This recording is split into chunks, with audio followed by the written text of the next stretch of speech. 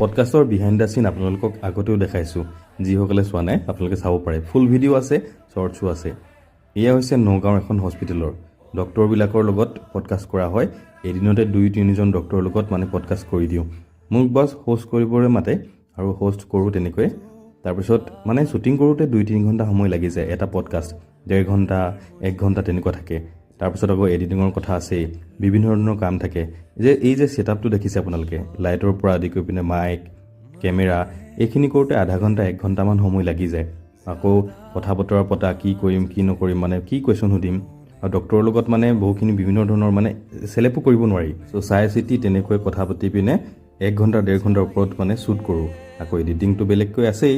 চ' বহু সময় লাগে 1 ঘণ্টাৰ পডকাষ্ট এটা কৰিবলৈ। চাবলৈ যিমান ভাল লাগে, কৰোঁতেও সিমান বেছি ভাল লাগে। কিন্তু চ' আপোনালোকে যদি এই ভিডিঅ'বোৰ ভাল পায় তেনেহ'লে লাইক, শ্বেয়াৰ, এটা কমেণ্ট কৰি দিব, ছাবস্ক্ৰাইব কৰিব।